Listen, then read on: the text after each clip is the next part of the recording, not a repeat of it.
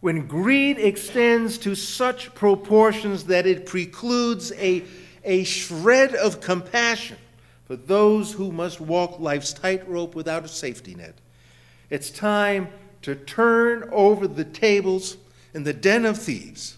It's time to level the playing field.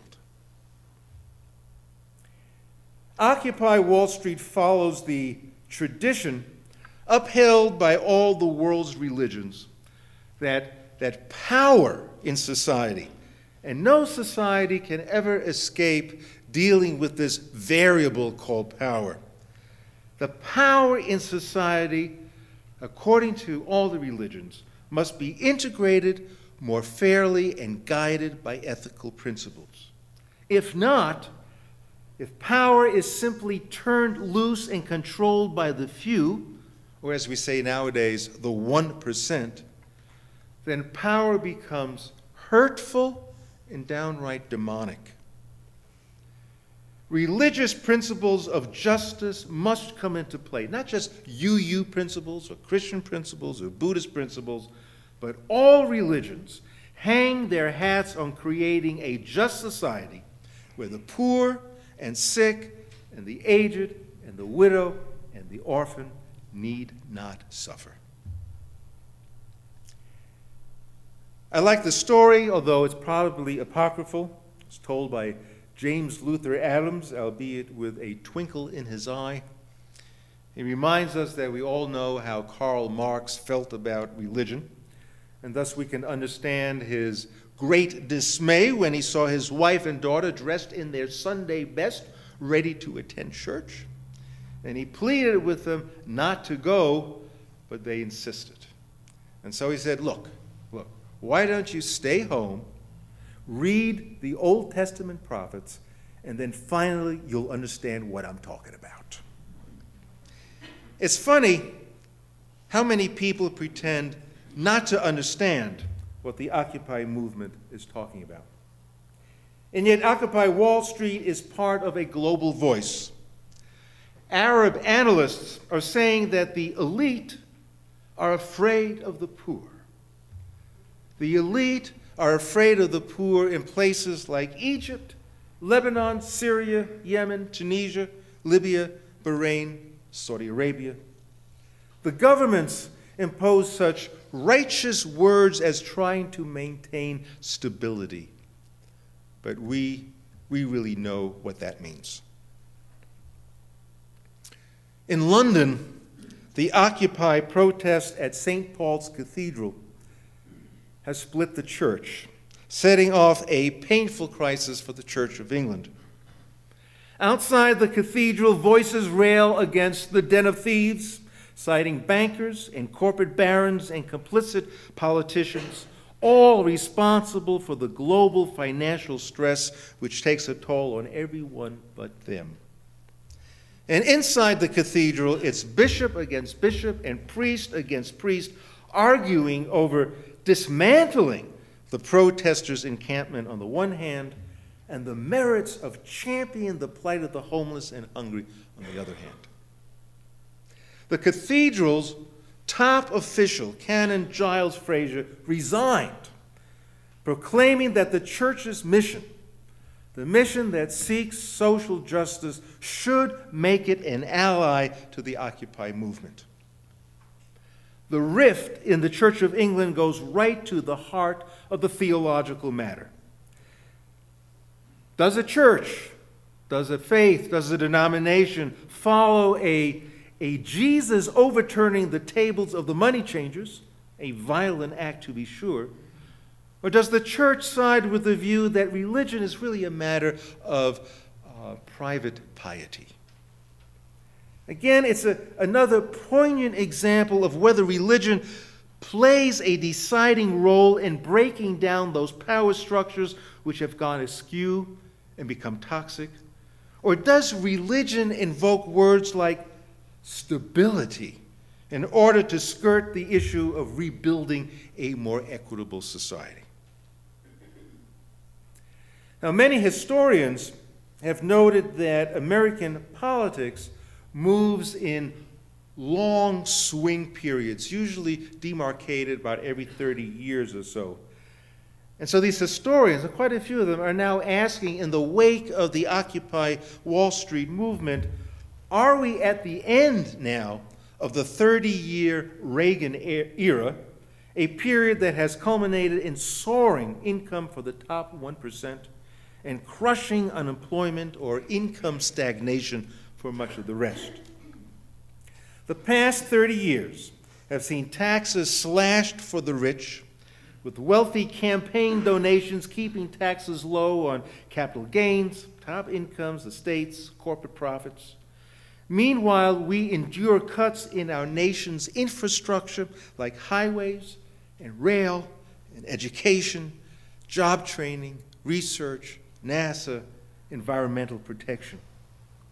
I mean, how on earth are we to adequately deal with the global economic and environmental challenges of our time? How can we afford not to continue unemployment benefits, Medicaid, or stimulate job growth? How can we not do this and pretend to call ourselves a moral society? Safety net programs are viewed as eating away personal incomes and assets for the top 1%. And the rich are making sure that a more equitable distribution does not follow. So frankly, we might as well be living in the Jerusalem of 2,000 years ago. If Jesus were to see the situation here today with the occupation in Zuccotti Park and 1,000 other American cities, he would not only support Occupy Wall Street, but I think the question would be whether or not he could control his violent impulse. Jesus, if he were here today, I think would pronounce that the time has come for us to overturn the tables inside the den of thieves. Many laugh nervously at the Occupy movement, perhaps because, you know, the elite do fear the poor. There are many ways of turning over the table. I mean, just look at that debit card charge I talked about a moment ago. I think that table has been most successfully been turned over already. Resistance to hearing the message of the Occupy movement is surprisingly strong. The occupiers are accused of having no leader, no demands, and essentially no message. It is as if to say that the Occupy movement has no meaning. Bill Moyers begs to disagree. It is clear, he said, they are occupying Wall Street because Wall Street has occupied the country. Basically, it's about an increase in awareness, consciousness raising, we used to call it.